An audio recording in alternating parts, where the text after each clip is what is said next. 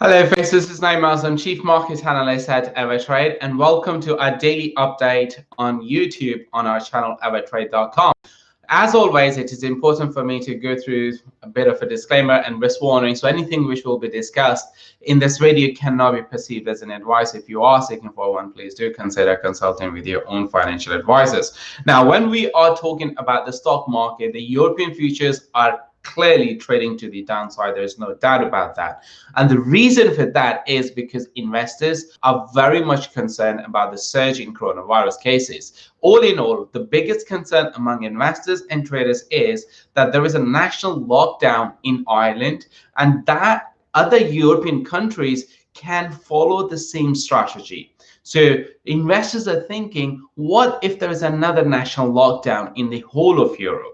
How that is going to influence the market. And because of that, speculators are selling the markets. Now, what products are they really selling? We are talking about the Stoxx 600, Stoxx 50, CAC, DAX, IBEX, pretty much all European indices. And the situation is no different for over here in the UK, in London, where I'm based, because yes, coronavirus cases are enormously rising and government is continuously facing challenges. Now, the fact that Ireland has applied another national lockdown, there's going to be more pressure on Boris Johnson as well. And that means more downside move for the FTSE 100 index. Remember, the FTSE 100 index is one of the leading lagging index among other European indices anyway. So if there is a national lockdown, that means a lot more huge sell-off for the FTSE 100 index. Now, as for the US markets, yes, there is a still bit of a hope for another second stimulus package. And remember, the House Speaker,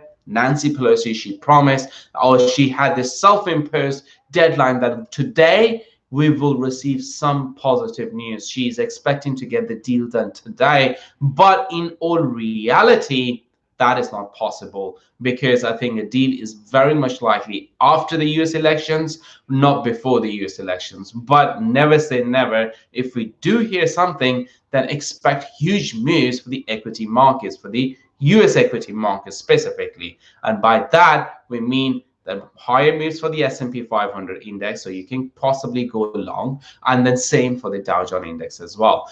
Keep in mind that the tech earnings season is going to kick in from this week. We will also hear from Tesla and large number of other major big tech stocks from next week as well. All in all, we also had the earnings from UBS as well, which is pretty positive, a very, very strong number. That's all for today. See you guys next time.